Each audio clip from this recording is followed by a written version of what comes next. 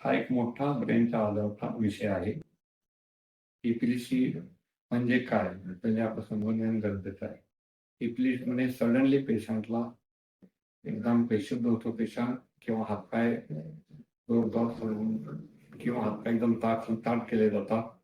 Patient डोळे फिरवतो, कधी लघवी होते, मोशन पास करतो. त्याला आपण एपिलेप्सीचा अटॅक म्हणतो.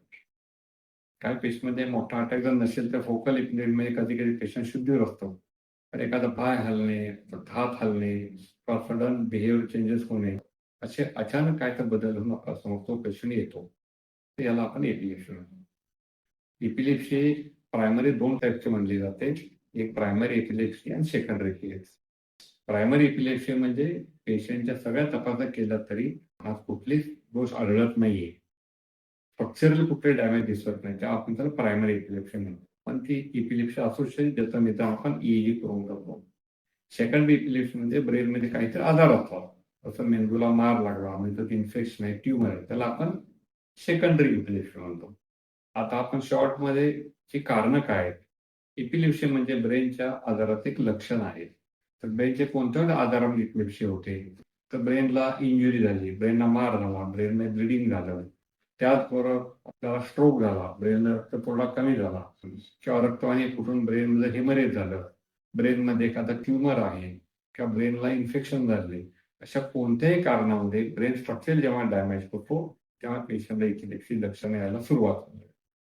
त्यामुळे एखाद्या पेशंट एपिलेप्सी जर अटॅक आला तर त्याचा तपासणी करणं गरजेचं आहे. त्यामुळे प्रामुख्यानं सीटी स्कॅन, एमआरआय गरज असेल त्या ठिकाणी ब्रेनची अँजिओग्राफी असते. बऱ्याचशा तपासणीतून आपल्याला कशामुळे एपिलेप्सी झाली हे कळू शकतं. ट्रीटमेंटमध्ये आपल्याला पहिली गोष्ट म्हणजे सिम्प्टोमॅटिक ट्रीटमेंट म्हणजे फिट येणं हे कंट्रोल केलं पाहिजे.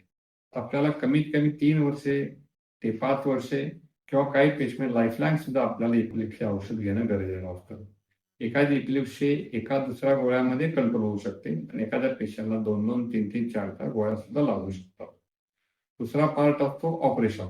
ज्या सेकंडरी एपिलेप्सीने मूळ कारण सापडतं, ते मूळ कारण जसं ट्यूमर आहे ऑपरेशन करणं, रक्तवाढ कमी पडला तो वाढवणं, बरे हिमेरी झाला असेल तर प्लॉट काढणं. अशा पद्धतीत जो आजार असेल त्याप्रमाणे आपल्याला ऑपरेशन करून एपिलेप्सीचं मूळ कारण आपल्याला बरं करता येतं.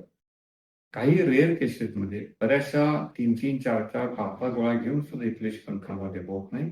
त्यात एपिलेप्सी सर्जनचा एक सध्या मोस्ट मॉडर्न उपाय उपलब्ध आहे. मोठ्या मोठ्या कॉर्पोरेट हॉस्पिटलचा तपास करून आपला त्याचा विचार करता येतो. इन शॉर्ट एपिलेप्सी हा ब्रेनला सिरियस आजार आहे की ज्याच्यामुळे आपलं ब्रेन फंक्शन डॅमेज होतं. हळूहळू पेशंट डिप्रेशन होऊ शकते. पेशंट हा जेव्हा धोका जाऊ शकतो आणि मोस्ट इम्पॉर्टंट 70 ते 80% पेशंट पूर्ण औषध व्यवस्थित घेता बरा होऊ शकतो.